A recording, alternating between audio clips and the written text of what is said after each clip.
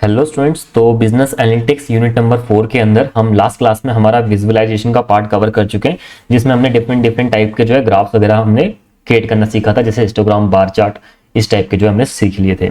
इसके बाद हमारे यूनिट 4 के अंदर जो हमारा आता है पार्ट, वो आता है हमारा डाटा डिस्क्रिप्शन, या फिर मैं कहूँ आपका डिस्क्रिप्टिव स्टैटिक्स जो है ये कवर हम करने वाले, जिसके अंदर हमारा जो हमने सेकंड यूनिट के अंदर भी कवर किया था, मेजर्स ऑफ सेंट्रल टेंडेंसी हमारा हो गया, मेजर्स ऑफ डिस्पर्सन हमारे हो गए, और हमारे कुछ रिलेशनशिप वगैरह के जो कुछ हमारे फंक्शंस थे वो हम अब सीखने वाले हैं। ठीक है, यूनिट 4 के अंदर, यानी कि बेसिकली हम सीखने वाले हैं क्या, डाटा को समझना, कुछ आपके मेन हाईलाइट जैसे डाटा के जो होते हैं मीन, मीडियन, मोड वगैरह, वो हम जो है आज की क्लास में कवर करने वाले हैं। ठीक है, तो आज की क्लास को स्टार्ट करते हैं। 0 नंबर 4 हमारी ये क्लास है, यूनिट नंबर 4 की हमारी।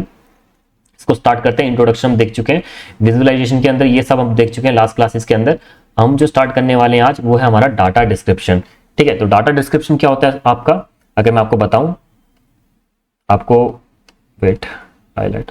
ठीक है, data description is the first and the most crucial step in understanding any data set. यानी कि डाटा सेट, किसी कोई भी डाटा आपके पास अवेलेबल है, उसको समझने का सबसे पहला ये स्टेप रहता है डाटा डिस्क्रिप्शन। ये क्या होता है आपका, It involves summarizing and exploring data using descriptive statics. तो डिस्क्रिप्टिव स्टैटिक्स और विजुअलाइजेशन की मदद से हम डाटा को जो है सबसे पहले समझते हैं, जिसके हमने विजुअलाइजेशन हमने देख लिया, डाटा को समझ लिया विजुअलाइजेशन के अंदर। अब जो है कुछ हम डिस्क्रिप्टिव स्टैटिक्स लगाने वाले हैं, यहाँ पे कुछ फंक्शंस वगैरह हम लगाने वाले हैं स्टैटिक्स के, वो जो है हमारी हेल्प करते हैं डाटा को समझने में।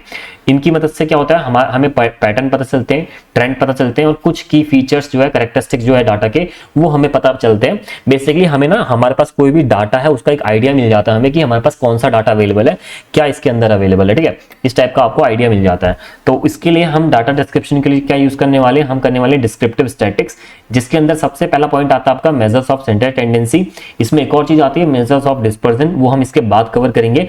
सबसे पहले अगर हम बात करते हैं तो मेजर्स ऑफ सेंट्रल टेंडेंसी जो है, इसका हम यूज करते हैं डाटा को समझने के लिए। हमने यूनिट 2 में भी जैसे इसको कवर किया था हमारे एक्सेल के अंदर।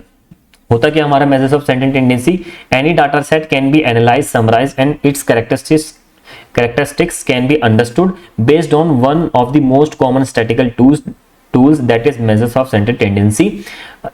They summarize a data by identify single value that represent the entire distribution of this data set. यानी कि measures of central tendency के अंदर हम जो है डाटा को जो है थोड़ा सा एक ओवरव्यू हमें मिल जाता है, जिसके अंदर हमें हमारे पास ना सिंगल एक वैल्यू आती है, जो कि हमारे डाटा का एक ओवरव्यू हमें दे देती है। और इसके अंदर क्या क्या आपका आता है, distribution of data set makes it easier to understand and compare distribution. तो इसके अंदर जो डाटा के जो वो होते हैं आपकी, जो अलग अलग जो है फील्ड है आपकी, या मैं कहूँ अलग अलग वैल्यूज अवेलेबल है, तो उसका डिस्ट्रीब्यूशन किस टाइप से है, किस टाइप का जो है इसके अंदर आपका जो है डाटा कितना ज्यादा बड़ा है, या फिर आप जो है इसके बारे में एक हाईलाइट आपको मिल जाती है। अभी हम करेंगे ना, आपको दिख जाएगा। The three most common measures of central tendency are mean, median, mode. Basically हम मीन, मीडियन, मोड हम जो है मेनली इसके अंदर जो है कैलकुलेट करते हैं। मेजर्स ऑफ सेंट्रल टेंडेंसी में क्या आता है आपका, मीन, मीडियन, मोड, इनका हम जो है लगाते हैं पता। ये हमारे डाटा के अंदर फाइंड आउट करते हैं, जो कि हमें एक डाटा का ओवरव्यू दे देते हैं कि इस डाटा के अंदर क्या डाटा अवेलेबल है, कितनी वैल्यू का डाटा अवेलेबल है, या फिर कितना आपके पास जो है डाटा अवेलेबल है। ये कुछ आपके मेन पॉइंट जो आपको ये बता देता है। ठीक है, किस टाइप से पता करता है अभी हम देखेंगे। बाकी ये था आपका मेजर्स ऑफ सेंट्रल टेंडेंसी। क्या करता है ये, आपके डाटा को जो है एक ओवरव्यू दे देता है, ओवरव्यू हमारे एक सिंगल वैल्यू का यूज करके। ठीक है, तो एक एक करके हम जो है कैलकुलेट करके देखते हैं। सबसे पहले मीन करेंगे, उसके बाद मीडियन, उसके बाद मोड। तो नेक्स्ट आगे बढ़ते हैं। तो सबसे पहले अगर मैं मीन की बात करूं, मीन आपने पढ़ा होगा अब तक। क्या होता है mean, mean the arithmetic average, आप इसे एवरेज भी कह सकते हो। एवरेज यानी कि जितने भी वैल्यूज आपके पास यहाँ पे अवेलेबल होती है ना, सबको ऐड करके जो है हम डिवाइड कर देते हैं नंबर ऑफ वैल्यूज से, तो वो हमारा जो है हमारा एवरेज आ जाता है, या फिर आप कह सकते हो मीन आ जाता है। Mean is calculated by the sum of all values divided by the number of values. It is used for quantitative, या फिर आप कह सकते हो न्यूमेरिकल। क्वांटिटिव यानी कि जो हमारा क्वांटिटी वाइज होता है, न्यूमेरिक वाइज जो होता है, नंबर वाइज जो डाटा होता है, उसके लिए हमारा यूज किया जाता है। और इससे क्या पता चलता है हमें, सेंटर पॉइंट हमें पता चल जाता है डाटा का, यानी कि कंप्लीट डाटा का ना एक एवरेज हमें पता चल जाता है कि हमारा डाटा का एवरेज जो वैल्यू है वो ये है, तो वो हमें पता चल जाता है। और आर लैंग्वेज के अंदर जो है ना, इसको कैलकुलेट करने के लिए हमारा जो फंक्शन यूज होता है वो ये वाला होता है। तो मीन क्या करता है, बेसिकली आपके डाटा का एक एवरेज दे देता है। और एक और मैं यहाँ पे पॉइंट ऐड करना चाहूंगा कि ये जो है ना आपका जो मीन है वो आपका अगर आपके डाटा में कोई आउटलायर है ना तो वो इसको अफेक्ट करते हैं। यानी कि अगर मान लो आउटलायर के होते हैं, मैंने आपको पहले बता रखा है कि मान लो यहाँ पे एक एग्जांपल दे रखा है मैंने, ये एग्जांपल दे रखा है। मान लो इसके साथ एक और पॉइंट होता आपका जिसकी वैल्यू होती 50, तो अगर आप इसका एवरेज बनाओगे ना तो इसका एवरेज अगर आप निकालोगे तो आपका नॉर्मली आपका 5-6 के करीब आएगा एवरेज। लेकिन अगर इसके अंदर आप 50 भी ऐड कर दोगे ना तो इसकी मदद से आपका जो एवरेज है ना वो बहुत ज्यादा अफेक्ट हो जाएगा। तो इसके अंदर ना अगर कोई भी आउटलायर आ जाता है, अगर आप मीन कैलकुलेट कर रहे हो, यानी कि आउटलायर यानी कि नॉर्मल डाटा जिस टाइप का है उससे बहुत ही अलग कुछ वैल्यू आ जाती है ना, तो ये पूरे डाटा को, पूरे आपका जो आउटपुट है ना, आपका जो मीन है उसको ये खराब कर देता है। तो ये एक चीज आपको ध्यान देनी है कि आउटलायर जो है इसको बहुत ही ज्यादा अफेक्ट करता है। मैं यहाँ पे लाइन ऐड करना रह गया यहाँ पे, तो आउटलायर जो है ना इसको बहुत ज्यादा अफेक्ट करते हैं। जैसे मैंने यहाँ पे कर रखा है मीडियन में आपको बता रखा है not affected by the outlier. तो ठीक है, ये जो है अफेक्ट होता है हमारे आउटलायर से मीन। तो इसको कैलकुलेट करना हम सीखते हैं। आर लैंग्वेज में चलते हैं। मैं आर स्टूडियो अपना ओपन कर लेता हूँ। यहाँ पे जो है मैंने अपना आर स्टूडियो ओपन पे लगा दिया। ठीक है, यहाँ पे हम आ चुके हैं। ये हमारी ओल्ड क्लासेस के थे। मैं इसको नोट्स को जो है यहाँ से क्लियर कर लेता हूँ। ठीक है, यहाँ पे मैंने इसको हटा दिया। अब यहाँ पे जो है मैं सब कुछ क्लियर कर लेता हूँ ताकि आपको जो है क्लीन एक एनवायरनमेंट देखने को मिल जाए। तो यहाँ पे हम आ चुके हैं। सबसे पहले क्या करने वाले हैं हम, जैसे मैंने बताया मीन जो है हम कैलकुलेट करने वाले हैं। और मीन के लिए जो है मैं एक डाटा ले लेता हूँ। यहाँ पे मैंने डाटा इसका नाम दे दिया इस वेक्टर का, और इसके अंदर कुछ वैल्यूज जो है मैं यहाँ पे ऐड करने वाला हूँ। और वैल्यूज का क्या ऐड करते हैं हम, कोई भी वैल्यू हम जो ऐड कर लेते हैं। कुछ नंबर जो है हम ऐड कर लेते हैं 37584337। ठीक है, वेट, मैंने यहाँ पे एक बड़ी वैल्यू ले ली और कॉमा, जो नॉर्मल हमारा जो चलता हुआ आ रहा है ना उसी टाइप की जो है मैं वैल्यूज यहाँ पे लेने वाला हूँ। कुछ हमने ऐसे टाइप से जो है नंबर ले लिए यहाँ पे। ठीक है, यहाँ पे मैंने कुछ आपके नंबर्स ले लिए हैं। हमारा डाटा के नेम से एक मैंने वेक्टर क्रिएट कर लिया जिसके अंदर मैंने कुछ नंबर्स डाल दिए। इसको सिलेक्ट करके जैसे मैं यहाँ से रन करूंगा, या आप कहीं से भी कर सकते हो। कुछ बच्चे पूछ रहे थे कि जो डाटा है ना उसको रन कैसे करते हैं, कुछ बच्चों को ये भी क्वेरीज आ रही थी। तो देखो डाटा जो हमारा यहाँ पे अवेलेबल होता है ना, एक तो कमांड लाइन में आप डायरेक्टली जिसे पेस्ट करते हो, एंटर आप प्रेस करोगे तो अब वो रन हो जाएगा। अगर आप जैसे मेरे को फर्स्ट लाइन में मेरा कोड है, अगर मेरे को फर्स्ट लाइन वाले कोड को अगर रन करना है तो कुछ नहीं करना, मेरे को जो एक कर्सर है ना आपका वो फर्स्ट लाइन में लेके जाना है और मेरे को कीबोर्ड में प्रेस करना है कंट्रोल प्लस एंटर। जैसे ही मैं कंट्रोल और एंटर प्रेस करूंगा यहाँ पे जो है रन हो जाएगा और हमारा जो यहाँ पे वेक्टर क्रिएट हो जाएगा।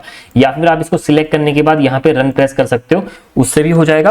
प्लस सोर्स का मतलब क्या है, आपके डाटा में जितना भी आपने यहाँ पे जितना भी कोड लिखा होगा ना वो एक साथ रन कर देता है अगर आप सोर्स पे क्लिक करते हो। तो जैसे मैं इस पे क्लिक करूंगा तो ये सारा का सारा जो है रन हो जाएगा। तो ये आप इस टाइप से जो है कोड को रन कर सकते हो। तो बेसिकली यहाँ पे जो हमारा डाटा बन चुका है, अब हम जो है मीन कैलकुलेट करने वाले हैं। तो मीन जैसे मैंने बताया, मीन को कैलकुलेट करने के लिए ना आप डायरेक्टली यहाँ पे लिख सकते हो मीन, और ब्रैकेट के अंदर जो है आप वैल्यू दे दो जो भी हमारा डाटा है। डाटा मैंने लिख दिया यहाँ पे क्योंकि हमारे डाटा का नेम जो है डाटा है, तो मैंने यहाँ पे डाटा लिख दिया।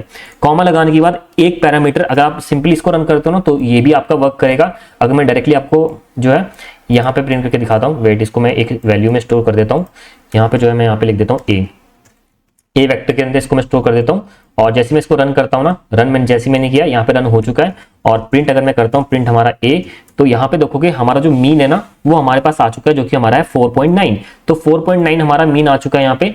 और इसको कैलकुलेट करने के बाद अगर आप चाहो तो यहाँ पे एक और मेथड है, चलो छोड़ो इसको, अभी ये कर लिया आपने मीन कैलकुलेट। इसके अंदर एक और पैरामीटर जो है हम यहाँ पे दे सकते हैं जो कि है हमारा na.rm। तो ये क्या करता है बेसिकली हमारा, अगर आप इसको ट्रू कर देते हो, बाय डिफॉल्ट क्या रहता है, ये फॉल्स रहता है। तो इसको जैसे आप ट्रू कर देते हो ना, इसका मतलब क्या है, अगर आपके डाटा के अंदर कोई na वैल्यू होगी ना तो ये उसको इग्नोर कर देगा या फिर आप ऐसे तो रिमूव कर देगा। अगर मैं अभी इसको रन करूँ ना, अगेन मैंने सिलेक्ट करके रन कर दिया और मैं यहाँ पे कमांड एक और कर देता हूँ ताकि हमारा प्रिंट भी हो जाए। प्रिंट हमारा जो है ए को कर देना। ठीक है, अब मैंने सारा सिलेक्ट कर दिया, रन जैसे मैं करूंगा यहाँ पे जो हमारा आउटपुट आ चुका है। अब मान लो इसके अंदर एक होती हमारी क्या na वैल्यू होती जो कि मान लो एम्प्टी वैल्यू जो कि हम पहले पढ़ चुके हैं, और मैं इसको यहाँ से हटा देता हूँ। मान लो na.remove का मैं इसको पैरामीटर नहीं बताता हूँ। अगर मैं अब इसको रन करता हूँ ना, रन करने के बाद देखोगे आंसर आपका na आएगा। लेकिन यहाँ पे अगर आपने पैरामीटर दे दिया na.remove इक्वल्स टू ट्रू, अब क्या होगा, अगर इसके अंदर कोई भी na वैल्यू आती है तो उसको ऑटोमेटिकली वो रिमूव कर देगा और रिमेनिंग डाटा का जो है हमें दे देगा आउटपुट, जो कि हमारा ये आ चुका है। अगर मैं यहाँ पे अगेन वैल्यू जो है चेंज कर दूं जो कि हमारी पहले थी, वेट, 3 थी यहाँ पे वैल्यू, और यहाँ पे मैं एक और वैल्यू ऐड कर देता हूँ, तो आंसर इस केस में क्या आपका सेम ही आएगा, क्योंकि सेम डाटा आपका वही रहा है, बस यहाँ पे जो है लास्ट में मैंने n वैल्यू ऐड कर दी, ठीक है। तो इस टाइप से जो है आंसर आपका जो पहले था 4.9 वही आपका जो है यहाँ पे भी आ चुका है, ठीक है। तो इस टाइप से जो है ये आपका वर्क करता है। ये था आपका क्या, मीन हमने कैलकुलेट किया। मीन आप एक और मेथड से कर सकते हो, ये तो आपका इनबिल्ट फंक्शन हो गया। वैसे दूसरे वाली को यूज करने की जरूरत नहीं है आपकी, बस मैं ऐसे ही बता रहा हूं आपका कि आपकी आइडिया के लिए कि आप जो है ना यहाँ पे सबसे पहले आपको पता है मीन क्या होता है। मीन होता है आपके डाटा में जितने भी वैल्यूज है सबको ऐड करके नंबर ऑफ, ये एन में हटा देता हूँ, अब इसका काम नहीं है, आपको मैंने समझा दिया कि एन डॉट रिमूव का क्या यूज होता है। तो कोई भी एन वैल्यू होती है तो उसको वो इग्नोर कर देता है, ठीक है। तो यहाँ पे क्या है आपको पता है, आपका वो क्या होता है, मीन क्या होता है, सबसे पहले सम एक फंक्शन है आपका, सम में कर दूंगा डाटा का। अब इसका रिजल्ट क्या होगा हमारा, अगर मैं इसको यहाँ पे कमांड पैनल में अगर मैं रन करूँ डायरेक्ट, यहाँ पे देखो मैंने यहाँ पे क्लियर कर दिया, यहाँ पे कमांड पैनल में सम डॉट डाटा मैंने कर दिया, यानी कि सम के अंदर जो है डाटा, सम फंक्शन के अंदर मैंने डाटा इनपुट दे दिया, और जैसे मैं इसको एंटर करता हूँ यह हमारे पास 74 आ चुका है, जो कि इन सब का जो है सम है। अब अगर यहाँ पे जैसे आपको पता है मीन क्या होता है, सम हमने कर दिया पूरे डाटा का, और इसको डिवाइड कर देते हैं नंबर ऑफ जो हमारे पास वैल्यूज हैं।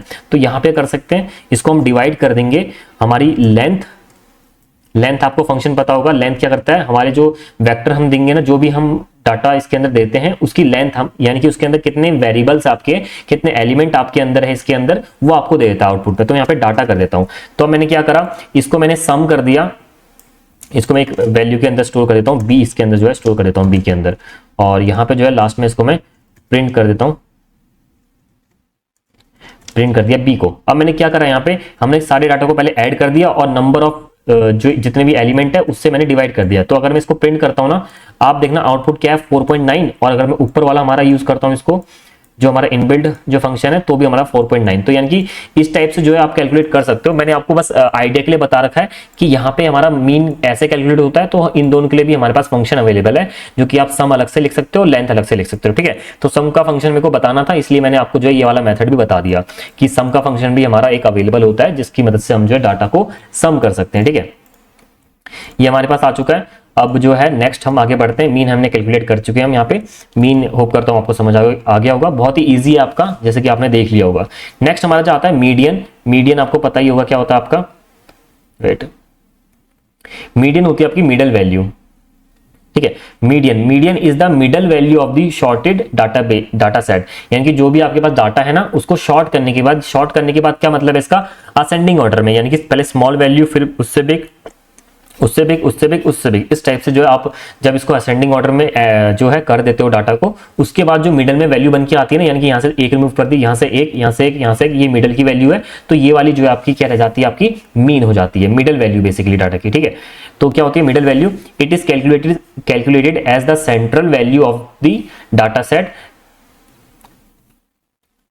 it is calculated as the central value of the data set has an odd number of observations, यानी कि अगर आपके पास odd number of observations है, यानी कि आपके पास जो है observations है, जैसे कि 3 हो गई, आपकी 5 हो गई, 7 होगी, तो उस केस में क्या है, आपके पास अगर 5 वैल्यूज है, तो यानी कि 2 इस साइड से और 2 इस साइड से, मिडल में जो वैल्यू होगी वो आपका मीडियन हो गया।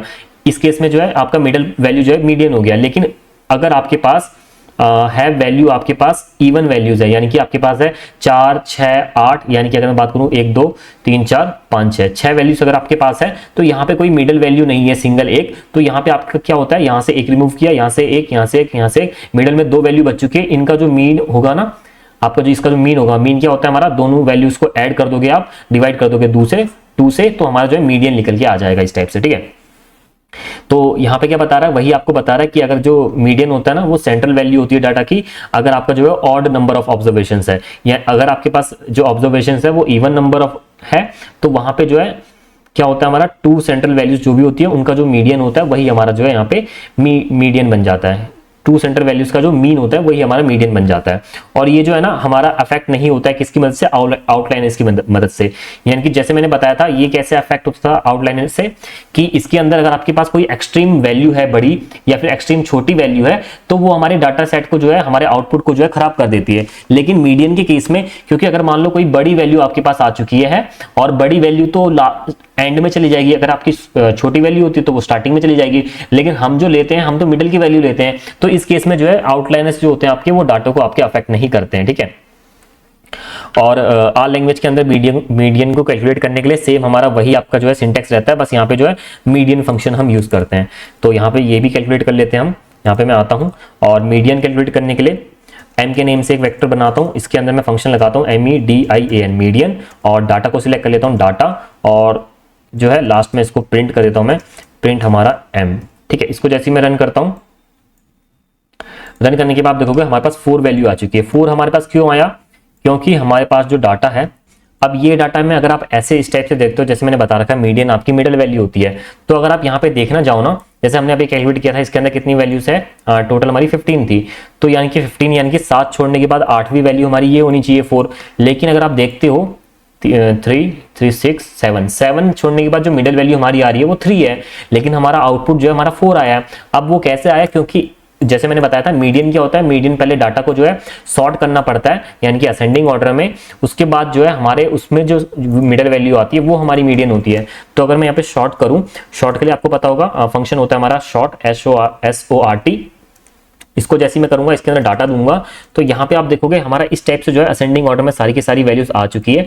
अब अगर मैं यहाँ पे देखूँ ना 3 3 6 7th वैल्यू जो है हमारी, वेट 3 6 7th 8th वैल्यू जो है हमारी वो 4 है, तो उसी अकॉर्डिंग जो है हमारा मीडियन यहाँ पे 4 आ चुका है। तो डायरेक्टली जो है मीडियन फंक्शन क्या करता है, हमारा जो भी आप डाटा दोगे ना, डाटा को ये सबसे पहले शॉर्ट कर लेगा, शॉर्ट करने के बाद उसमें से जो भी मिडिल वैल्यू होगी वो हमें आउटपुट में दे देगा। अब जैसे मैंने बताया था कि जो हमारी ये तो हमारी इवन नंबर हो गया, सॉरी ऑड नंबर हो गए, मान लो यहाँ पे इवन नंबर ऑफ वैल्यूज होती, यानी कि यहाँ पे एक और वैल्यू में डालता हूँ 8, तो यहाँ पे किस टाइप से हमारा आएगा, इस टाइप। अब क्या करेगा, ये मिडल जो 2 वैल्यूज होगी ना, उसका हमें क्या दे देगा, मीन दे देगा। अगर मैं इसको रन करता हूँ, अगेन रन मैंने किया, तो हमारा 4.5 आंसर आ चुका है। ऐसा क्यों आया? अगर मैं अगेन शॉर्ट करूं डाटा को और एंटर जैसे मैं करूं, तो यहाँ पे देखोगे अब हमारे पास यहाँ से आप 7 वैल्यूज छोड़ दो, 3 3 6 7, तो उसके बाद जो नेक्स्ट 2 वैल्यूज है ना, मिडिल वैल्यूज हमारी 4 और 5, इनको ऐड करने पे कितना आता है, 9 को फिर 2 से डिवाइड कर दोगे, यानी कि 4.5 जो है यहाँ पे इस टाइप से हमारा मीडियन आ चुका है। तो यही था आपका मीडियन जो कि हमने यहाँ पे कैलकुलेट कर लिया है, ठीक है, इस फंक्शन की मदद से। तो मीडियन भी हमारा हो गया। नेक्स्ट जो हमारा आता है मोड की बात करते हैं, ठीक है। अब यहाँ पे मीन और मीडियन तो हमारे सिंपली थे, आपके पास फंक्शन अवेलेबल था, लेकिन अगर मैं मोड की बात करूं तो मोड के अंदर जो है हमारे पास कोई भी एक इनबिल्ट फंक्शन अवेलेबल नहीं होता है, लेकिन मैंने यहाँ पे 2 फंक्शन जो है अपनी साइड से, मतलब कि एक्स्ट्रा जो कि हमारा इनबिल्ट फंक्शन नहीं होता है, एक आपके बुक में गिवन है वाला, एक ये मैंने एक्स्ट्रा आपको जो है मेथड प्रोवाइड कर रखा है। दोनों ही मेथड से जो है आप मीन मोड जो है हमारा कैलकुलेट कर सकते हो। तो मोड बेसिकली क्या होता है, सबसे पहले हम वो देख लेते हैं, देन मैं आपको बताऊंगा किस टाइप से जो है इसको क्रिएट किया जाएगा, ठीक है। मोड की अगर हम बात करते हैं, the mode represent the value that appears most frequently in the data set, यानी कि क्या मतलब है इसका, कोई भी आप अगर आप इसके अंदर कोई डाटा दे रहे हो, तो डाटा के अंदर जो वैल्यू सबसे ज्यादा बार आ रखी है ना, वही हमारी मोड होती है। अ data set can B यूनिमोडल having a one mode, यानी कि आपका जो डाटा है ना, वो या तो हो सकता है यूनिमोडल हो सकता है, यानी कि इसके अंदर सिर्फ एक मोड हो, आपका पर्टिकुलर एक ही मोड आए। तो एक मोड, सर क्या एक से ज्यादा हो सकते हैं? हाँ हो सकते हैं। किस केस में? Unimodal having more than one mode, यानी कि कोई ऐसा हो सकता है आपके डाटा के अंदर एक वैल्यू है जो कि आपकी 8 टाइम रिपीट्स हो रही है, लेकिन हो सकता है ना आपकी 2 वैल्यूज है, यानी कि मान लो कोई आपकी 2 नंबर है जो कि 8 टाइम रिपीट हो रहे हैं, तो उस केस में आपके पास जो है एक से ज्यादा मोड आपके पास आ जाएंगे। और हो सकता है आपके पास एक भी मोड ना हो डाटा में, यानी कि हो सकता है कि सारे के सारे जो भी आपके हैं, सारी की सारी वैल्यूज जो भी आपकी, वो आपके या तो हो सकता है सिंगल टाइम ही आपकी रिपीट हो रही है, यानी कि एक भी वैल्यू जो है आपकी मल्टीपल टाइम रिपीट नहीं हो रही है, सिंगल टाइम जो है डाटा में है, यानी कि उसके अंदर नो मोड है, उसके अंदर एक भी मोड अवेलेबल नहीं है। यानी कि अगर वो एक भी वैल्यू जो रिपीट नहीं होती है तो वो नो मोड आपका जो है डाटा सेट हो जाता है। R not have any inbuilt function for calculating mode R language के अंदर कोई एक पर्टिकुलर फंक्शन नहीं है हमारे पास जिसका यूज करके, जैसे यहाँ पे हमारा था मीन का फंक्शन, यहाँ पे था हमारे पास मीडियन का फंक्शन, वैसे उस टाइप से हमारे पास मोड का फंक्शन नहीं है। लेकिन यहाँ पे जो है मैंने आपको एक जो है प्री मेड जो आपको कुछ फंक्शंस बता रखे हैं जिनका यूज करके, जिसको क्रिएट करके आप जो है मोड का फंक्शन जो है अपनी साइड से कैलकुलेट कर सकते हो। तो मोड कैलकुलेट करने के लिए हम यहाँ पे आ जाते हैं। अगर आपको सिंपली बताऊं ना, यहाँ पे जो मैंने शॉर्ट किया था, शॉर्ट के अंदर अगर आपको दिख रहा हो, आप बता सकते हो कौन सी वैल्यू जो है सबसे ज्यादा रिपीट हो रही है। 2 हमारे पास यहाँ पे है, 3 हमारे पास 4 टाइम्स है, 4 हमारे पास 3 टाइम्स है, 5 हमारे पास 2 टाइम्स है, 7 हमारे पास 3 टाइम्स है। यानी कि यहाँ पे मैं देख पा रहा हूँ 3 जो है ना वो हमारे पास 4 टाइम्स रिपीट हो रहा है, यानी कि इस केस में जो है हमारे इस डाटा में हमारा जो 3 है ना वही हमारा मोड है। यहाँ पे क्या है, 3 हमारा मोड है। क्योंकि मैंने बताया मोड क्या होता है, जो सबसे ज्यादा बार रिपीट होती है। तो 3 बार 3 जो वैल्यू है ना सबसे ज्यादा रिपीट हो रही है यहाँ पे, तो वही हमारा मोड है। लेकिन अब ऐसे हम मान लो यहाँ पर हमारे पास लैक्स ऑफ जो है नंबर्स अवेलेबल है, लाखों में नंबर अवेलेबल है, तो उस केस में हम ऐसे 1 बाय 1 नहीं देख सकते, उसके लिए हमारे पास कोई एक फंक्शन होना चाहिए। तो वही जो है हम यहाँ पे फंक्शन क्रिएट करने वाले। सबसे पहले मैं आ जाता हूँ एंड में और थोड़ा नीचे आ जाता हूँ ताकि मैं जो है स्पेस आपको दिख जाए क्लियरली, और ये जो फंक्शन है ना यहाँ पे मैं नीचे कॉपी कर लेता हूँ। ठीक है, अब हमारे पास ये डाटा आ चुका है। अब यहाँ पे सबसे पहले आपकी बुक में जो हमारे पास अवेलेबल है एक फंक्शन जो क्रिएट कर रखा है वो मैं आपको बता देता हूँ। उसके बाद जो है मैं एक और बताऊंगा जो कि थोड़ा सा शायद से हो सकता है आपको ईजी लगे। ठीक है, सबसे पहले जो है हम एक फंक्शन क्रिएट करने वाले हैं। फंक्शन कैसे क्रिएट करते हैं मैंने आपको बता दिया था यूनिट नंबर 3 के अंदर। हमारे गेट हमारा जो है मैं रखने वाला हूं हमारे फंक्शन का नेम गेट मोड, और गेट मोड के अंदर जो है मैं वैल्यू देने वाला हूं। सबसे पहले एक फंक्शन क्रिएट करने वाला हूं जिसके लिए मैं यूज करूंगा हमारा फंक्शन इस टाइप से, और इस फंक्शन के अंदर मैं वैल्यू दूंगा कोई भी वैल्यू, एक्स वैल्यू मान लो मैं देता हूं।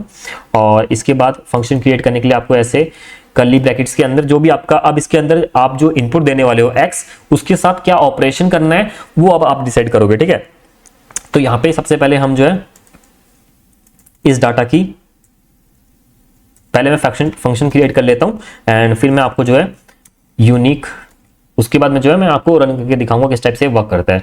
तो सबसे पहले एक्स में से मैं जो भी हम डाटा देंगे उसमें से यूनिक वैल्यूज में डिफाइन जो है फाइंड आउट कर लूंगा। फिर जो हमारी ये यूनिक वैल्यूज आएंगी, इन यूनिक वैल्यूज के अंदर नहीं, इस यूनिक वैल्यू में से मैं जो है उठा लूंगा विच डॉट मैक्स और टेबुलेट, और इसके अंदर करना था, इसके अंदर हमें मैच करना था। ठीक है, मैच करा हमने हमारे x वैल्यू को u के अंदर। ठीक है, इस टाइप से जो है हमारा फंक्शन जो है रेडी हो चुका है। अब इसके अंदर क्या है इसका मतलब मैं आपको बताता हूं। बेसिकली सबसे पहले मैं इसको यूज करके दिखाता हूं, उसके बाद जो है मैं आपको बताऊंगा। तो मैं इसको कंप्लीटली जो है यहां से सिलेक्ट करके रन कर लेता हूं। रन करती हमारे पास क्या है, हमारे पास एक फंक्शन, हमारा खुद का बनाया हुआ फंक्शन। जैसे हमने यहाँ पे एक फंक्शन यूज किया था मीन, जैसे हमने यूज किया फंक्शन सम, हमने यूज किया यहाँ पे फंक्शन क्या मीडियन। तो इस टाइप से जो है हमारा भी एक फंक्शन खुद का बन चुका है जिसका नाम है गेट मोड, यानी कि गेट मोड गेट अंडरस्कोर। रुक जाओ, मैं ना आपको ऊपर एडिटर पैनल में ही लिख के बता देता हूँ। तो यहाँ पे मैं आ चुका हूँ। यहाँ पे आने के बाद यहाँ पर जो फंक्शन बन चुका है ना वो हमारा बन चुका है। मान लो ए वेरिएबल के अंदर जो है मैं वैल्यू स्टोर करना चाहता हूँ, और जो फंक्शन में लगाऊंगा गेट अंडरस्कोर मोड, ये जो हमारा फंक्शन बन चुका है। अब इसके अंदर मैं वैल्यू दे दूंगा क्या, हमारा जो वैल्यू क्या है, डाटा क्या, हमारा डाटा DATA। अब हमारा जब हमने मीन कैलकुलेट किया था हमने मीन यहाँ पे लिखा था और ब्रैकेट के अंदर हमारा डाटा लिख दिया था। अब जो है गेट अंडरस्कोर मोड जो है ना, ये मैंने खुद फंक्शन बना रखा है अभी आपके सामने। अब जिसको मैं जैसे क्रिएट करता हूं ना, इसको जैसे मैं रन करूंगा, रन करती हमारा जो है सक्सेसफुली रन हो चुका है। और अगर मैं प्रिंट करूं वैल्यू, प्रिंट हमारा A, तो हमारा आउटपुट क्या आएगा, हमारा 3। अब देखो अगर आपको याद है अभी मैंने आपको दिखाया था कि कौन सी जो वैल्यू है सबसे ज्यादा रिपीट होती है हमारी डाटा के अंदर। अगर मैं डाटा दिखाऊं आपको, ये जो डाटा था इसके अंदर सबसे पहले ज्यादा वैल्यू हमारी 3 जो है वो रिपीट हो रही थी, मैंने आपको दिखाया था अभी। और जो हमारा आउटपुट हमने जो फंक्शन बनाया ना, इसकी मदद से हमारा जो है आंसर भी आ चुका है 3। अब हमारे पास चाहे जितना बड़ा डाटा हो, हम डायरेक्टली जो है हमारा गेट मोड जो हमने फंक्शन क्रिएट कर रखा है, इसको यूज करके जो है हम उसके अंदर से मोड को जो है कैलकुलेट कर सकते हैं। अब मैं आपको बताता हूं बेसिकली ये फंक्शन जो है बना कैसे है। ठीक है, सबसे पहले गेट मोड, ये तो मोड फंक्शन का नेम है जो कि आपको पता ही होगा। उसके बाद यहाँ पे हमने असाइनमेंट यूज करा, इसके अंदर हमने एक फंक्शन असाइन कर दिया जो कि सबसे पहले फंक्शन क्रिएट करा हमने फंक्शन की मदद से। और इसके अंदर क्या है, ब्रैकेट के अंदर मैंने दे दिया कि एक्स वैल्यू जो है इसके अंदर इनपुट देने वाले, या फिर आप यहाँ पे A लिख सकते हो, B लिख सकते हो, या अगर आप 2 वैल्यूज देने वाले हो तो D, A, B कुछ भी आप लिख सकते हो। यानी कि ये बेसिकली क्या है आपका, ये एक आपका वेरिएबल है जहां पे जो है आप इनपुट देने वाले हो। ठीक है, ये आपको मैंने x कर दिया, यानी कि इसके अंदर हम एक वैल्यू इनपुट देंगे। ठीक है, इनपुट देने के बाद इस वैल्यू के साथ क्या करना है, सबसे पहले इसका जो है यूनिक निकालो। अब यूनिक कैसे लिख लेगा, यूनिक क्या होता है बेसिकली आपका, अगर मैं देखूं यूनिक जो है हम इस डाटा करते हैं, तो अगर मैं डाटा पे यूनिक लगाता हूं ना तो वो क्या करता है हमारा, अब हमारे पास जितना भी इसके अंदर डाटा होगा ना उसका ये यूनिक वैल्यू हमें लाके दे देगा। यानी कि 3 आ चुका है हमारे पास, उसके बाद 4 आ चुका है, उसके बाद 3 अगेन आ गया, लेकिन 3 तो एक बार आ चुका है तो ये यहाँ पे इसने इसको दोबारा जो है यहाँ पे नहीं लेके आया। उसके बाद 7 आ चुका है यहाँ पे 3rd नंबर पे, 8 आ चुका है, 5 आ चुका है, 4 जो है हमारा एक बार पहले आ चुका है यहाँ पे, तो ये दोबारा से नहीं आया। यानी कि बेसिकली इसने क्या है, जिस सीक्वेंस में ये है उसी सीक्वेंस में इसने क्या कर दिया, हमें यूनिक वैल्यूज लाके दे दी। ठीक है, तो सबसे पहले इसके अंदर हमने यूनिक वैल्यूज फाइंड आउट की थी। यूनिक वैल्यूज फाइंड आउट करने के बाद हमने क्या करा, हमने इसके अंदर जो है मैच करा हमारे एक्स को, एक्स के हमारा बेसिकली डाटा है हमारा, क्योंकि इनपुट हम डाटा दे रहे हैं ना, यहाँ पे एक्स की जगह पे हमने डाटा दिया इनपुट। तो हमने क्या करा, हमने मैच कर दिया क्या हमारे एक्स के अंदर, सॉरी एक्स नहीं, डाटा को जो है हमने मैच कर दिया हमारे यूनिक में से, यूनिक डाटा में से हमने यूनिक डाटा में हमारा जो डाटा है उसको मैच कर दिया। इसकी मदद से क्या आएगा, मैच का फंक्शन आपको पता होगा, ये हमें क्या देता है, मैच आपको जो है दे देता है कि आपका जो पहला जो डाटा है ना, इस डाटा के अंदर ये जो यूनिक वैल्यूज है वो कहां पे अवेलेबल है उसका इंडेक्स हमें दे देता है। ठीक है, तो अब इससे क्या हुआ, हमारे जो डाटा के अंदर हमने यूनिक इसके साथ मैच करा इसको, तो हमारे पास आ चुका है यूनिक वैल्यूज, हमारे पास ये थी। अब इसने बता दिया कि जो पहली वैल्यू है ना 3, वो कहां पे अवेलेबल है। पहली वैल्यू यहाँ पे अवेलेबल है, थर्ड नंबर पे अवेलेबल है, यहाँ पे देखो थर्ड नंबर पे अवेलेबल है। और जो पहली वैल्यूज है यानी कि 3 और कहां पे है, यहाँ पे अवेलेबल है हमारे, कहां पे 1 2 3 4 5 6 7 8 नंबर पे, यानी कि यहाँ पे देखो 3 3 6 7 8, 3 यहाँ पे आ चुका है। यानी कि इसने क्या दे दिया, हमें इंडेक्स दे दिया कि ये जो 3 है ना, 3 हमारा फर्स्ट वैल्यू है। तो फर्स्ट वैल्यू कहां पे है, 1 ईयरा 2 ईयरा 3 ईयरा 2 ईयरा, सॉरी 1 ईयरा 1 ईयरा। ठीक है, अब जो 4 वैल्यू है ना वो सेकंड नंबर पे है, तो सेकंड नंबर कहां पे दिख रहा है आपको, 2 ईयरा 2 ईयरा 2 ईयरा, यानी कि जहां पे 2 है ना वहां पे हमारी वैल्यू क्या है, वहां पे 4 है, वहां पे यहाँ पे चेक भी कर सकते हो आप। जहां पे हमारा 7 थर्ड नंबर पे 7 है, तो जहां पे 3 होगा ना वो वहां पे हमारी क्या वैल्यू है, वहां पे हमारी वैल्यू है 7। ये हमने कर दिया किसकी मदद से, इसकी मदद से।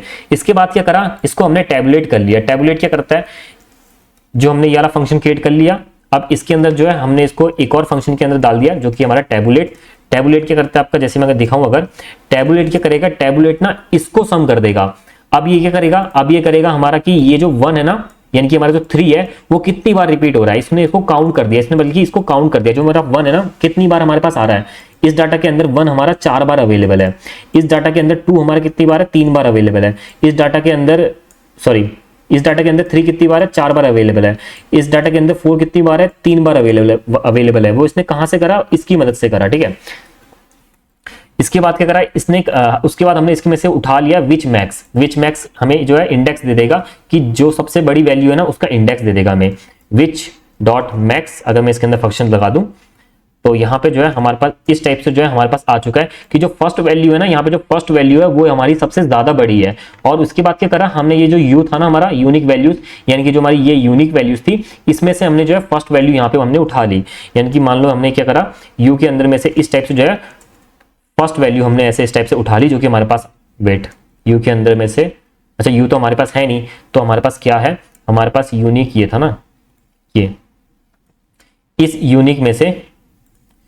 यूनिक में से मैंने उठा ली क्या, उनसी वैल्यू, फर्स्ट वैल्यू। अब मैं जैसे इसको एंटर करता हूं हमारे पास 3 आ गया। तो ये हमारा बेसिकली प्रोसीजर था, जहां पे सबसे पहले हमने यूनिक वैल्यूज फाइंड आउट करी, यूनिक वैल्यूज को हमने जो है हमारे डाटा के साथ मैच करा, जिसके बाद क्या हमारे पास क्या आया, हमारे पास जो है इंडेक्स आ चुका था यूनिक वैल्यूज का, और हमने जो है उस इंडेक्स को ऐड कर दिया, जहां पे हमारे पास आ चुका है कि ये जो यूनिक वैल्यूज है वो इतनी बार जो है रिपीट हो रखी है। अब इन रिपीट में से जो सबसे बड़ी वैल्यू थी उसका हमने इंडेक्स ले लिया हमारे विच डॉट मैक्स की मदद से, और जो इंडेक्स आया, फर्स्ट इंडेक्स आ चुका है, उसको हमने जो है हमारी यूनिक वैल्यूज में से, यानी कि फर्स्ट वैल्यू को जो है यहाँ पे हमने उठा लिया। तो बेसिकली ये जो था हमारा फंक्शन था जो कि हमने क्रिएट करा हमारे मोड कैलकुलेट करने के लिए। ठीक है, तो ये प्रोसीजर मैंने आपको कंप्लीटली बता दिया इसका, और इसकी मदद से जो है आप किसी भी डाटा को जो है, अब जो हमने मोड बना रखा है ना, मोड गेट अंडरस्कोर मोड, इस फंक्शन की मदद से आप जो किसी भी डाटा में से जो है मोड को कैलकुलेट कर सकते हो। ठीक है, तो कि जो कि अभी अगर यहाँ पे मैंने कैलकुलेट भी कर रखा था, अगर मैं प्रिंट करता हूँ ए, तो हमारे पास जो है इस टाइप से यहाँ पे आ चुका है। कोई भी डाटा आप ले लो, आप यहाँ से आप मोड कैलकुलेट कर सकते हो। सेकंड मैंने बताया आपको एक और फंक्शन मैंने यहाँ पे प्रोवाइड कर रखा है, जो हो सकता है आपको थोड़ा सा इजी लगे, तो मैंने इसको ये भी प्रोवाइड कर दिया। ठीक है आपको, तो क्या है, फर्स्ट फंक्शन हम ये मेथड ये वाला देख चुके हैं जो कि हमारी बुक में आपके गिवन है। सेकंड जो मेथड है वो ये वाला है। अब इस वाले मेथड के अंदर क्या है, यहाँ पे ना याला मैंने आपको इसलिए करवाया क्योंकि इसके जो कुछ फंक्शंस है ना आप पहले कर चुके हैं, तो आपको इजी होगा समझने के लिए। तो अगेन मैं यहाँ पे डाटा ले आता हूँ। डाटा लाने के बाद सबसे पहले क्या करेंगे, अगेन हम जो है एक मोड जो है हम एक फंक्शन बनाएंगे। इस बार मैं फंक्शन बना देता हूँ किसके नाम से, मोड अंडरस्कोर सी के नेम से। ठीक है, मोड अंडरस्कोर सी के नेम से मैंने एक फंक्शन बना दिया, जिसके अंदर जो है मैं अगेन फंक्शन लगाऊंगा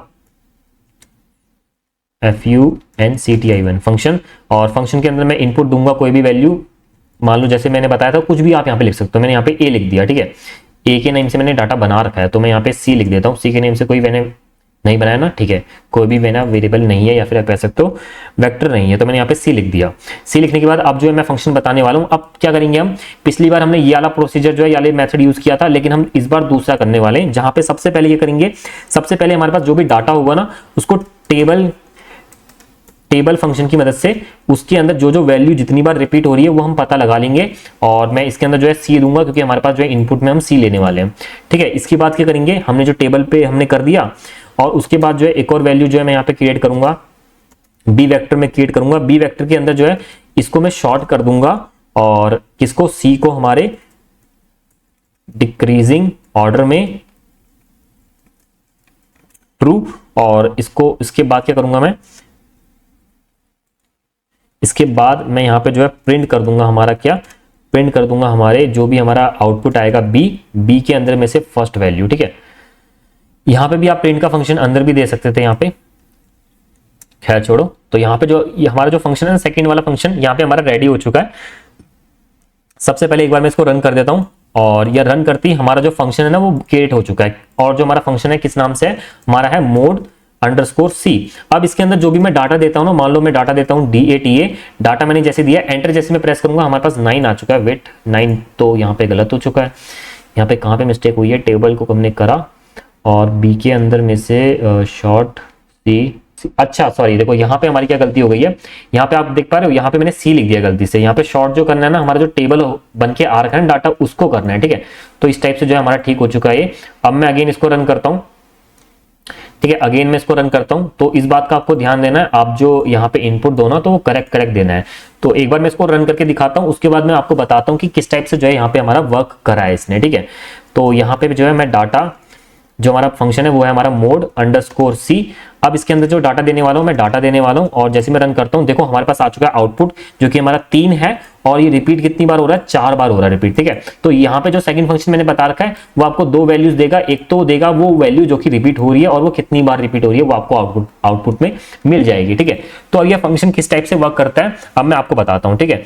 ऊपर वाला हम समझ चुके हैं, नेक्स्ट वाला हम समझते हैं। इसके अंदर क्या करा, इसके अंदर आपने सबसे पहले फंक्शन क्रिएट करा मोड अंडरस्कोर सी के नेम से, और आपने जो है इनपुट लिया, इनपुट आप कुछ भी लिख सकते हो, यहाँ पे मैंने सी लिख दिया।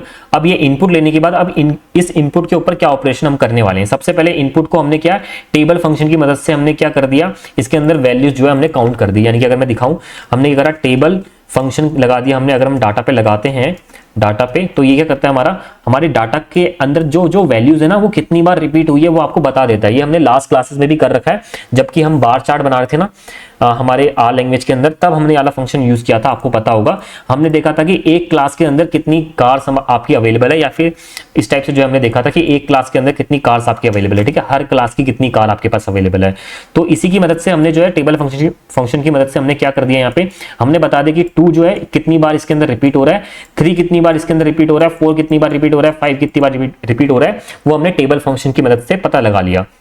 इसके बाद क्या करा हमने, इसके बाद जो हमारे पास ये आउटपुट आया ना, उसको हमने क्या करा, उसको हमने डिसेंडिंग ऑर्डर में शॉर्ट की मदद से ना, हमने अगर हम शॉर्ट लिखते हैं और अगर हम कोई डाटा दे देते हैं तो वो क्या करता है, हमारा सबसे पहले छोटी वैल्यू, फिर बड़ी वैल्यू, फिर उसके बाद बड़ी बड़ी, इस टाइप से कर देता है। लेकिन अगर आप इसके अंदर एक पैरामीटर दे देते हो कि डिक्रीजिंग इक्वल्स टू ट्रू, अब ये क्या करता है, सबसे पहले जो बड़ी वैल्यू है ना वो स्टार्टिंग में, उसके बाद जो उससे छोटी। अगर मैं आपको करके दिखाऊं तो क्या करा इसने, जो हमारा टेबल हमने यहाँ पे क्रिएट करा था इसको, इसके अंदर जो है इसने शॉर्ट लगा दिया, शॉर्ट फंक्शन, और कॉमा लगाया, उसके बाद जो है डिक्रीजिंग इसने क्या कर दिया, ट्रू कर दिया हमने। और इसको जैसे मैंने एंटर किया तो अब देखो यहाँ पे जो है मिक्सअप था, लेकिन यहाँ पे आप देखो कि जो सबसे ज्यादा 4 टाइम्स रिपीट हो रहा था वो यहाँ पे आ चुका है, फिर जो 3 टाइम रिपीट हो रहा था वो यहाँ पे आ चुका है, जो फिर जो 3 टाइम, फिर 2 टाइम, 1 टाइम, इस टाइप से जो हमारा डाटा जो है डिक्रीजिंग ऑर्डर में जो है यहाँ पे आ चुका है, अरेंज हो चुका है। इसके बाद क्या करा हमने, ये जो हमारा डाटा बन के आ गया, इसमें से फर्स्ट वैल्यू, आपको पता होगा वैल्यू लेने के लिए हम जो है ऐसे ब्रैकेट्स का यूज करते हैं। अब इसके अंदर मैंने 1 लिख दिया, तो जैसे मैंने इसको एंटर किया ना, तो यहाँ पे जो है हमारे पास इस टाइप से जो है आउटपुट आ गया, जो कि आपका फर्स्ट वैल्यू थी इसके अंदर, जो सबसे बड़ी वैल्यू थी, तो हमारे पास जो आउटपुट आ गई। तो वही जो हमने यहाँ पे सेम चीज करी है, और यहाँ पे इस टाइप से जो हमने मोड का जो फंक्शन है क्रिएट कर लिया। आप इस फंक्शन की मदद से भी आप जो है किसी भी डाटा के अंदर जो है मोड कैलकुलेट कर सकते हो, ठीक है। तो हमारे जो है 2 फंक्शन यहाँ पे रेडी हो चुके हैं, आपको जो ज्यादा अच्छा लगता है वो आप याद कर सकते हो, ठीक है। ये दोनों जो है हमारे हो चुके हैं। तो होप करता हूं आपको समझ आएगा, इसके अंदर कोई भी डाउट आता है तो आप मुझसे पूछ सकते हो, ठीक है, डाउट नंबर के थ्रू। नेक्स्ट अगर हम आगे बढ़ते हैं तो इसके बाद क्या आता है हमारा मेजर्स ऑफ डिस्पर्जन आता है। नेक्स्ट हमारा डाटा डिस्क्रिप्शन के अंदर हमारा जो नेक्स्ट मेथड आता है वो आता है हमारा मेजर्स ऑफ डिस्पर्जन, जिसकी मदद से भी जो है हम डाटा का ओवरव्यू लेते हैं। और ये क्या होता है एक बार हम पढ़ लेते हैं क्या होता है। Measures of dispersion are crucial in data analytics as they provide insights into the spread and variability of the data set. ये हम यूनिट 2 के अंदर भी कवर कर चुके हैं कि ये मेजर्स ऑफ डिस्पर्जन क्या बताता है आपको। बेसिकली हमने मीन मीडियन मोड की मदद से, यहाँ पे जो है मीन की मदद से आपको एक मीन वैल्यू पता चल चुकी है, यानी कि एवरेज वैल्यू आपके पूरे डाटा की क्या है। मीडियन की मदद से कि आपकी जो कंप्लीट डाटा है ना उसके अंदर जो मिडल वैल्यू है वो क्या है आपकी, यानी कि आपका जो मिडल वैल्यू क्या आपकी, अगर आप शॉर्ट कर देते हो वैल्यू, उससे आपको जो है आइडिया मिल जाता है कि किस टाइप का आपका डाटा है, ठीक है। उसके बाद मोड आपने कैलकुलेट कर लिया कि कौन सी वैल्यू आपकी सबसे ज्यादा रिपीट हो रही है। तो यहाँ पे जो है डाटा का एक ओवरव्यू मिल गया था, प्लस ये मेजर्स ऑफ सेंट्रल टेंडेंसी क्या करता है, आपको ये स्प्रेड कितना है डाटा वो आपको बताता है। यानी कि स्प्रेड आप कह सकते हो या फिर आप कह सकते हो एक वैल्यू जो है दूसरी वैल्यू से कितने ज्यादा डिफरेंट है वो आपको जो है बताता है, ठीक है।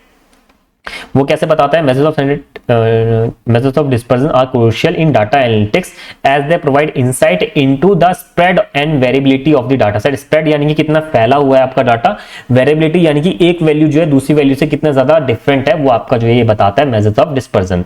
While measuring central tendency like mean median mode summarise data with a single value. जैसे हमने मेजर्स ऑफ सेंट्रल टेंडेंसी पढ़ा उसके अंदर हमारी एक सिंगल वैल्यू आपके पास आ जाती है जो कि आपके कंप्लीट डाटा को जो है समराइज करती है, एक ओवरव्यू देती है। लेकिन मेजर्स ऑफ डिस्पर्जन क्या करता है, रिवील करता है आपको how much data varies around the central value. यानी कि सेंट्रल टेंडेंसी इस डिस्पर्जन के अंदर हमारा जो ये है ना वैल्यूज आपको आएंगी वो बताती है कि आपका डाटा आपके पास एवरेज आपको पता चल चुका है कि मिडल वैल्यू आपकी ये है डाटा की, यानी कि अप्रॉक्स आपका जो है मीन आपका ये निकल के आ रहा है, डाटा आपके इसके अराउंड घूम रहा है। लेकिन मेजर्स ऑफ डिस्पर्जन क्या करता है आपका, वो आपको बताता है कि जो आपके पास आया है ना वो कितना ज्यादा डिफरेंट है बाकी डाटा के अंदर। आपके पास जो measure of central tendency use करने के बाद आपके पास जो सिंगल वैल्यू आ चुकी है, अब ये बताता है कि कितना इसके ऊपर आप भरोसा कर सकते हो कि जो बाकी की वैल्यूज है ना वो इससे कितना ज्यादा सिमिलर है या कितना ज्यादा डिफरेंट है, वो आपको बताता है क्या, मेजर्स ऑफ डिस्पर्जन।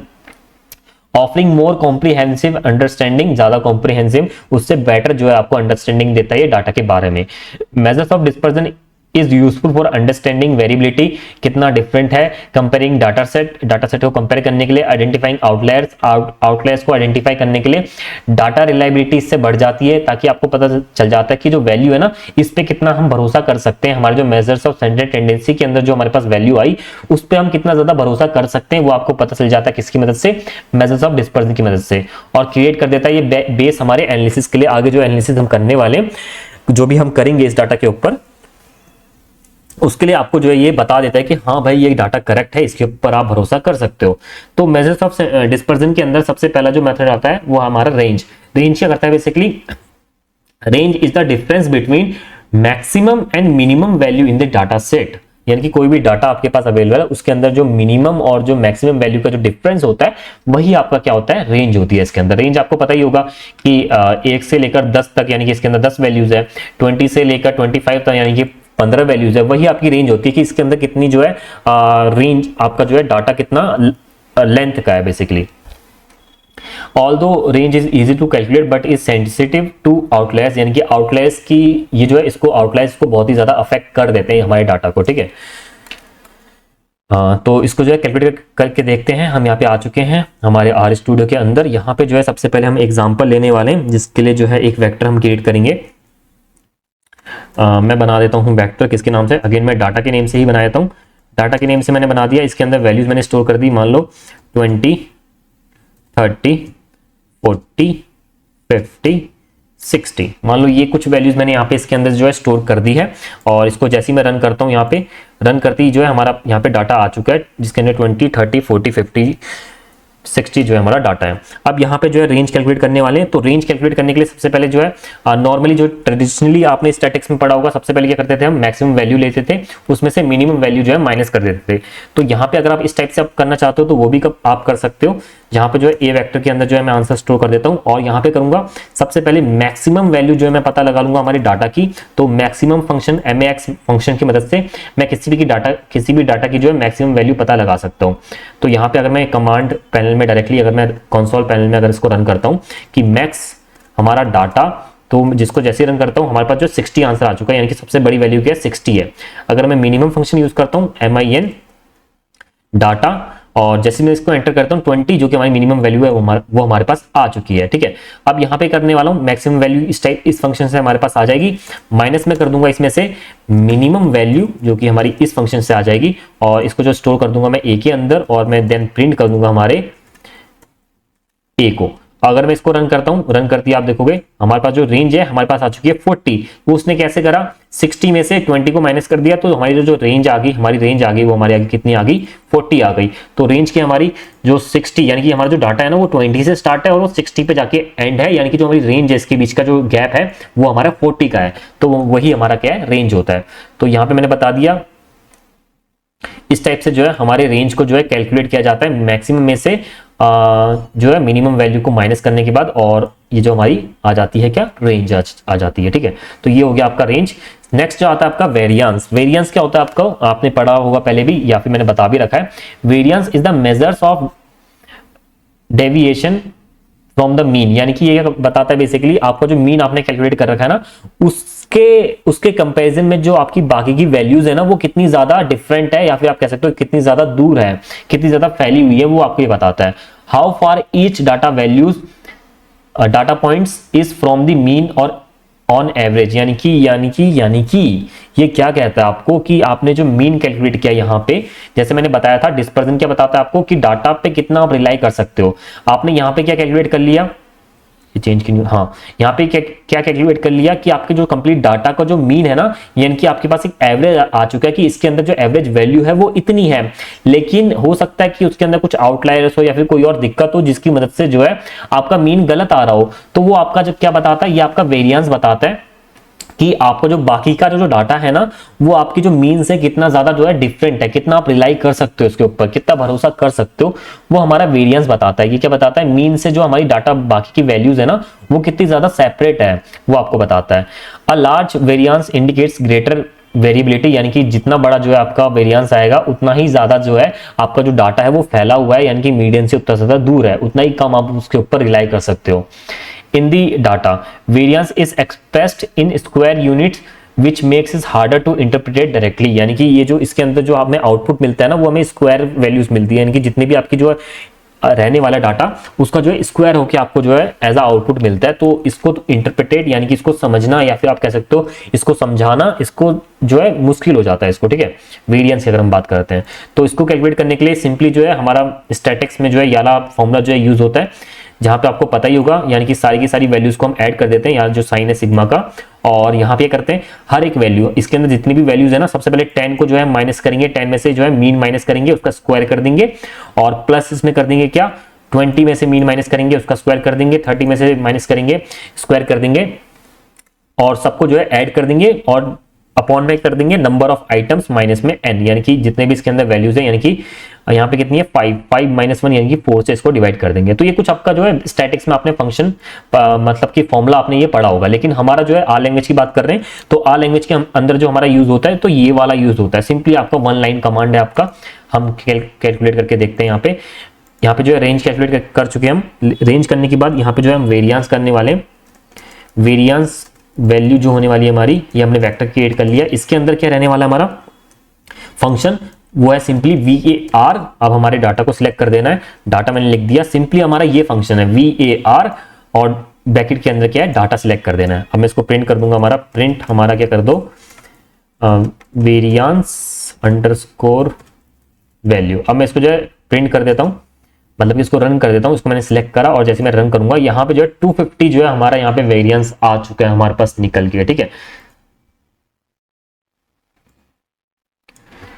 इस टाइप से जो है हमारा जो 250 है हमारा वेरिएंस यहाँ पे निकल के आ चुका है। जैसे मैंने बताया था ये जो आपका स्क्वायर होता है, तो देखो कितना ज्यादा डिफरेंस है यहाँ पे, क्या 20 30 40 50 60 इसमें जो है हमारा वर्क चल रहा था, लेकिन हमारा जो वेरिएंस है वो 250 आया है, कितना ज्यादा आ रखा है। तो जैसे मैंने बताया यहाँ पे जो स्क्वायर्स में जो है आपको आउटपुट मिलता है, स्क्वायर यूनिट्स में मिलता है, तो ये स्क्वायर होके आपको आंसर मिल रखा है, जिसकी मदद से जो है इसको इंटरप्रिटेट करना जो है मुश्किल हो जाता है। लेकिन ये जो है यही हमारा काम आता है, बहुत सी जगहों पे यही हमारा काम आता है। लेकिन इसके नेक्स्ट की अगर मैं बात करूँ, स्टैंडर्ड डेविएशन की अगर मैं बात करूँ, तो ये भी हमारा सिमिलर ही होता है। स्टैंडर्ड डेविएशन हमारा वेरिएंस से सिमिलर है। क्या है इसमें difference? Since interpreting variance was difficult therefore standard deviation is used which is square root of the variance. यानी कि ये जो हमारा वेरिएंस हमने कैलकुलेट किया था वो क्या था, वो हमारे डाटा की वेरिएबिलिटी बताता है, एक तो मीन से कितना ज्यादा दूर है हमारी वैल्यूज, और यहाँ पे जो हमारा डाटा आउटपुट मिलता है ना हमें, वो हमें स्क्वायर में मिलता है। लेकिन इसको जो है समझना, इसको समझाना थोड़ी मुश्किल हो जाता है, थोड़ा मुश्किल हो जाता है। लेकिन उसी जगह पे जो है हमारा स्टैंडर्ड डेविएशन आता है, जो कि क्या करता है, वो हमारा क्या करता है, वेरिएंस को जो है रूट में ले आता है। यानी कि जो यहाँ पे हमने स्क्वायर किया था ना, यहाँ पे ये स्क्वायर करा था, उसको जो है रूट से कैंसिल हो जाता है, यानी कि इसका हम रूट कर देते हैं वेरिएंस का, तो हमारे पास जो है स्टैंडर्ड डेविएशन आ जाता है। यानी कि करेक्ट एक्चुअल जो आपके पास नंबर है ना, जैसे कि हमारे पास यूज होते हैं 20-30, इसी रेंज में जो है आपके पास आउटपुट आ जाता है। Square root the variance hence providing a measure of dispersion in the same unit as the original data. यानी कि जिस डाटा में जो है जिस टाइप पे, जिस यहाँ पे जो आपका वैल्यूज सिंगल वैल्यूज में था, लेकिन स्टैंडर्ड वेरिएंस के केस में हमें जो आउटपुट मिल रहा था वो स्क्वायर में मिल रहा था। यहाँ पे जो हमें सिंगल जिस यूनिट में ये है उसी यूनिट में जो है आपको आंसर भी मिलने वाला है।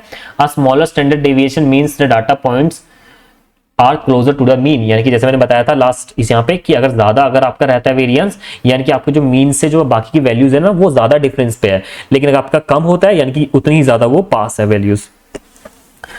तो वेरिएंस और स्टैंडर्ड डेविएशन सेम है। डिफरेंस क्या है, स्टैंडर्ड डेविएशन के अंदर हम इसको रूट में ले आते हैं, वेरिएंस का जो है रूट कर देते हैं, जिससे जो हमारी वैल्यूज आती है ना, एक्चुअल वैल्यूज आती है।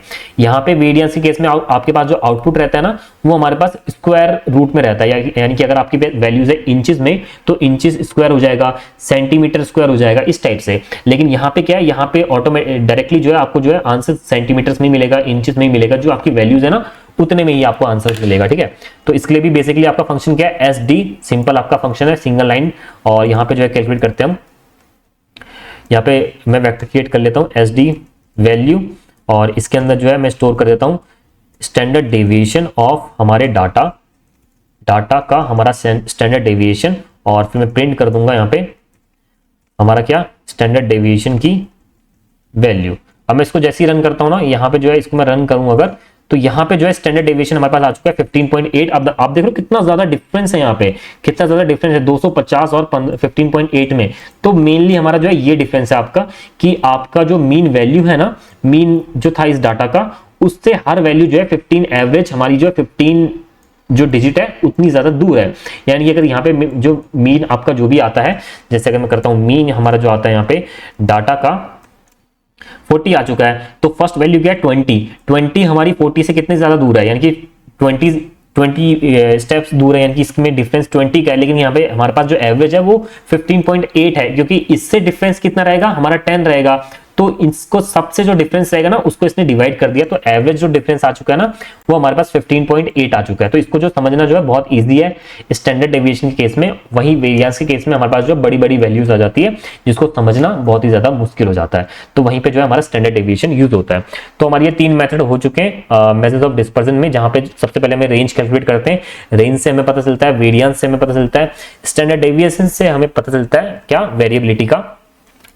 नेक्स्ट जो हमारा आता है वो आता है इंटरक्वार्टाइल रेंज को कैलकुलेट करना। ठीक है, इंटरक्वार्टाइल रेंज क्या होता है हमारा, बेसिकली हमने जो है ये सेकंड यूनिट में भी पढ़ा था।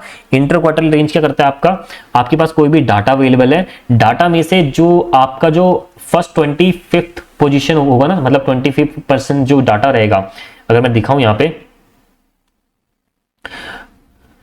ठीक है, यहाँ पे सबसे पहले डाटा को जो है असेंडिंग ऑर्डर में जो है आपको शॉर्ट करना पड़ता है, स्मॉल वैल्यू उससे ज्यादा उससे ज्यादा उससे ज्यादा, इस टाइप से जो है असेंडिंग ऑर्डर में जो आपको डाटा को जो है शॉर्ट करना पड़ता है, जो कि हमारा फंक्शन ऑटोमेटिकली कर लेता है। ठीक है, ये करने के बाद सबसे पहले जो आपकी सबसे 25% जो वैल्यू होती है ना, यहाँ पे 25% जो वैल्यू होती है इसको छोड़ दो, लास्ट जो हमारा होती है 75% वैल्यू, वेट यहाँ पे मैं आ जाता हूँ, अगर यहाँ पे मैं आ जाता हूँ, आपको कोई भी डाटा है, डाटा को आपने असेंडिंग ऑर्डर में सॉर्ट कर दिया, तो मिनिमम जो स्टार्टिंग की 20% वैल्यूज है ना, जितने भी आपके पास डाटा है उसका जो स्टार्टिंग का 20% है वो आपका हो गया फर्स्ट क्वार्टाइल। यहाँ पे यहाँ पे आपका फर्स्ट क्वार्टाइल आ जाता है, यानी कि जो भी वैल्यूज जो है इससे नीचे फॉल करेगी 20% से। यहाँ पे आपको प्रोवाइड भी कर रखा है मैंने क्वार्टाइल 1, Q1 क्या होता है 20% of the data that falls below the value, 20% data से जो है नीचे की जो वैल्यूज है वो आपकी फर्स्ट क्वार्टाइल है। यहाँ पे अगर मैं बात करूं क्वार्टाइल नंबर 3, जो कि हमारी 75% से जो है ऊपर है, और जो मिड की वैल्यू बच जाती है ना, यहाँ पे 20%, यहाँ पे 25% यहाँ चले गया, 25% यहाँ पे चले गया, तो बीच का जो 50% बच जाता है ना, वही आपका इंटर क्वार्टाइल रेंज होता है। यानी कि मिड का, आपके किसी भी डाटा का जो मिड का जो 50% होता है ना, वही आपका इंटर क्वार्टाइल रेंज होता है। The inter quartile measures the range of the middle 50% of the data. इनकी जो मिडल की जो 50% है उसकी क्या रेंज है वो आपको बताता है interquartile. It shows how spread out the centre values are, कितनी जो सेंटर वैल्यूज है वो कितनी ज्यादा स्प्रेड हो रखी है आपकी, वो आपको यहाँ पे पता चलता है इसकी मदद से। It helps to understand the consistency of the data while ignoring outliers. यानी कि इस केस में क्योंकि आपने स्टार्टिंग का 25% हटा दिया और एंड का 25 हटा दिया, तो लास्ट में जो हमारा आउटलाइनर्स जो होते हैं वो आपको पता होगा स्टार्टिंग में होते हैं या फिर एंड में होते हैं आपके, तो उन दोनों को हटाने के बाद जो मिडल का जो करेक्ट 50% बच गया, तो वो आपका जो है यहाँ पे पता चलता है, और यहाँ पे जो है आउटलायर्स आप जो है इग्नोर कर देते हो इस मेथड की मदद से। इस मेथड में जो है आप आउटलायर्स को इग्नोर कर देते हो basically. For IQR data is sorted from smaller to larger के जो है इसमें सीक्वेंस में इसको सबसे पहले शॉर्ट किया जाता है, उसके बाद जो मिडल का जो 50% होता है ना, वो क्या हो जाता है आपका, वो हो जाता है हमारा इंटर क्वार्टाइल, वो हमारा इंटर क्वार्टाइल आ जाता है। ठीक है, इसके बाद क्वार्टाइल 1 जो होता है 25% होता है डाटा का, ये मैंने बता दिया। क्वार्टाइल 3 आपका 75% के ऊपर जो अब होता है वो होता है, और इंटर क्वार्टाइल कैलकुलेट करने के लिए 75th परसेंटेज यानी कि 75th परसेंटाइल का जो डाटा होता है उसमें से 25 को माइनस कर देते हैं, यानी कि कंप्लीट डाटा में से जो आपका 25% का डाटा होता है प्लस जो 75% का डाटा होता है, तो 75 में से 25 यानी कि थर्ड क्वार्टाइल में से अगर फर्स्ट क्वार्टाइल माइनस कर देते हैं तो हमारे पास क्या आ जाता है, हमारे पास आ जाता है क्या, हमारा इंटर क्वार्टाइल।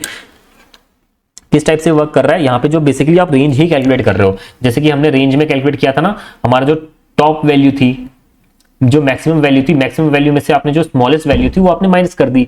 लेकिन इंटर क्वार्टाइल के केस में जो आपको स्मॉलेस्ट वैल्यू होती है ना, वो आपकी होती है 25th पोजीशन पे जो कौन सी है वैल्यू वो, और 75th पोजीशन पे जो है, यानी कि इसमें जो सिर्फ मिडिल का 50% की जो है हम रेंज पता करते हैं। ठीक है, इसके अंदर तो इसको कैलकुलेट करना मैं दिखाता हूं आपको किस टाइप से जो है ये कैलकुलेट होता है inter quartile. Inter quartile calculate करने के लिए भी सिंपली आपके पास जो है एक जो है फॉर्मूला अवेलेबल है, जो कि आपका क्या है मैं आपको दिखाता हूं। कोई भी डाटा जो है यहाँ पे हमें करना है, तो सबसे पहले जो है इंटर क्वार्टाइल की वैल्यू अगर आपको लगानी है, तो मैं यहाँ पे जो इसका नेम देता हूँ इंटर क्वार्टाइल वैल्यू, और यहाँ पे जो है आपका फंक्शन जो यूज होगा वो होगा इंटर IQR आपका फंक्शन है। इसके अंदर डाटा को आपको सिलेक्ट करना है, डाटा को सिलेक्ट करते ही आपको जो है फॉर्मूला क्रिएट हो चुका है, कंप्लीट हो चुका है। अब बस मैं प्रिंट जो कर दूंगा आउटपुट आपका IQR अंडरस्कोर वैल्यू को जो है मैं प्रिंट कर दूंगा। अब जैसे मैं इसको रन करता हूं ना, आप देखोगे हमारी जो रेंज है ना वो 20 आ चुकी है। 20 कैसे आ चुकी है, अगर मैं दिखाऊं आपको डाटा, हमारे पास टोटल जो है ये डाटा था, और ये डाटा कितना है 1 2 3 4 5 वैल्यूज आपके पास अवेलेबल है। अब अगर मैं दिखाऊं आपको, एक हमारे पास मेथड होता है जो कि होता है क्या, कमांड पैनल में आपको दिखाता हूं सीधे कंसोल पैनल पे, एक हमारे पास फंक्शन होता है क्वांटाइल फंक्शन। अगर आप लगाते हो ना, ये क्या करता है आपका, ये आपको ना क्वार्टाइल्स आपका जो डाटा है ना उसको दे देता है। ये आपके पास कंप्लीट डाटा अवेलेबल है। अब यहाँ पे जो स्टार्टिंग का 25% है ना, यानी कि जो फर्स्ट क्वार्टाइल है वहां पे कौन सी वैल्यू आ रही है 30, और जो लास्ट जो आपका 75% यानी कि 75 जो आप परसेंटाइल है, या फिर आप कह सकते हो जो आपका थर्ड क्वार्टाइल है ना, थर्ड क्वार्टाइल पे कौन सी वैल्यू आ रही है 50। तो जैसे मैंने बताया था थर्ड क्वार्टाइल में से आपकी जो है फर्स्ट क्वार्टाइल को माइनस कर देते हैं, यानी कि 50 में से 20 माइनस कर देते हैं, तो जो 50% बाकी का जो 50% बच रखा है उसकी वैल्यू यहाँ पे आ चुकी है हमारे पास 20। यानी कि हमने क्या करा 75th यानी कि थर्ड क्वार्टाइल में से हमारा जो फर्स्ट क्वार्टाइल है हमने उसको माइनस कर दिया, 50 में से 30 माइनस कर दिया, तो हमारे पास क्या आ चुका है 20 आ चुका है डायरेक्टली इंटर क्वार्टाइल मेथड्स की मदद से। ठीक है, यहाँ पे से जो है इस क्वार्टाइल मेथड से आप जो है क्वार्टाइल्स भी पता लगा सकते हो। जैसे हमने जो है सिर्फ क्वांटाइल अगर हमने लिखा तो हमारे पास जो है डाटा हमारे पास पूरा आ चुका है, पूरे डाटा का जो क्वांटाइल था, जो भी क्वार्टाइल्स थे वो आ चुके हैं। अगर आपको जो है फर्स्ट क्वार्टाइल पता लगाना है तो यहाँ पे कॉमा लगाने के बाद 0.25 दे सकते हो, 0.25, तो हमारे पास जो है फर्स्ट क्वार्टाइल आ जाएगा। और आपकी अगर आपको जो है थर्ड क्वार्टाइल जानना है तो यहाँ पे 0.75 आपको लिखना है, तो यहाँ पे जो है आपके पास थर्ड क्वार्टाइल आ जाएगा। तो इस टाइप से जो है आप क्वार्टाइल भी पता लगा सकते हो यहाँ पे। ठीक है, क्वार्टाइल पता लगाने के लिए आप जो ये वाला फंक्शन यूज कर सकते हो। यहाँ पे मैंने यहाँ पे भी यूज कर रखा है कि आपने third quartile manually quantile function की मदद से पता लगाई, उसके बाद जो है आपने फर्स्ट क्वार्टाइल जो है पता लगाई, और दोनों में से जब थर्ड में से फर्स्ट माइनस करा तो हमारे पास जो है इंटर क्वार्टाइल आ चुका है। या फिर आप डायरेक्टली जो है इंटर क्वार्टाइल जो मैथ फंक्शन है उसका भी यूज कर सकते हो, ठीक है। तो यहाँ पे जो है ये यहाँ पे मेजर्स ऑफ डिस्पर्जन जो है हमारे कंप्लीट होते हैं। तो हमने इसके अंदर मेनली कौन कौन से फंक्शन यूज करे, आपको मेजर्स ऑफ सेंट्रल टेंडेंसी आपको समझ आ गया होगा, जिसके अंदर जो है हमने मीन कैलकुलेट किया। यहाँ पे हमने सीखा एक सम का फंक्शन, सम का फंक्शन सीखने के बाद आपने जो है एक मीन का फंक्शन सीखा, उसके बाद जो है मीडियन पे आ चुके हैं। मीडियन पे आने के बाद आपने क्या सीखा, मीडियन का फंक्शन क्या होता है आपका वो सीख लिया। उसके बाद जो है मोड के अंदर हमने कुछ ये फंक्शन सीखे हैं, और उसके बाद रेंज कैलकुलेट करने के लिए आपने मिनिमम का फंक्शन सीखा, मैक्सिमम का फंक्शन सीखा, मैक्सिमम मिनिमम का। उसके बाद जो है आपने वेरिएंस कैसे कैलकुलेट करते हैं वो देखा। उसके बाद देखा हमने स्टैंडर्ड डेविएशन का क्या फंक्शन होता है। उसके बाद इंटर क्वार्टाइल को कैसे कैलकुलेट करते हैं, और अगर आपको फर्स्ट क्वार्टाइल और थर्ड क्वार्टाइल कैलकुलेट करना है तो वो आप कैसे करोगे, ठीक है, वो भी हमने सीख लिया। तो ये थे आपके क्या डाटा डिस्क्रिप्शन का पार्ट। तो इसी के साथ जो है यहाँ पे ये हमारा कंप्लीट हो जाता है। अब इस यूनिट में हमारा जो है लास्ट एक टॉपिक रह जाता है, जो कि हमारा क्या, वो है हमारा रिलेशनशिप बिटवीन वेरिएबल्स, जिसके अंदर जो है हम कोवेरिएंस कोरिलेशन, जैसे कि हमने यूनिट 2 में भी कवर किया था, वो जो हम कैलकुलेट करने वाले हैं। तो यानी कि एक क्लास और है इस यूनिट की, और उसके बाद जो ये यूनिट आपकी कंप्लीट हो जाती है। आपकी जो फोर्थ यूनिट है वो भी आपकी कंप्लीट हो जाएगी, बस एक क्लास आपकी रहती है, ठीक है। तो ये हो गया आपका कवर आपका। होप करता हूं आपको जो है सारा कुछ समझ आ गया होगा। अगर कोई भी डाउट आता है तो व्हाट्सएप नंबर पे आप मुझसे पूछ सकते हो। बाकी इसको प्रैक्टिस कीजिएगा और इसको जो है याद कीजिएगा। इसकी जो है यहाँ पे मैं बता देता हूँ, ये जो आपको ना इस टाइप से कैलकुलेट करने के लिए आ सकता है, या ये फंक्शन आपसे पूछ सकता है, ठीक है। तो ये फंक्शन आपको पता होनी चाहिए, ठीक है, सबके यहाँ पे जितने भी आपको मैंने बता रखे हैं, जो भी मैंने फंक्शन इस क्लास में कवर करे ना, या फिर मैं हर क्लास में जो भी फंक्शन यूज करता हूँ वो आपको जो है पता होने चाहिए, ठीक है। इसको पढ़ लीजिएगा अगेन। तो फिर मिलते हैं हम नेक्स्ट क्लास में, और इस चैप्टर को जो है, इस यूनिट को जो है बेसिकली खत्म कर देते हैं, ठीक है।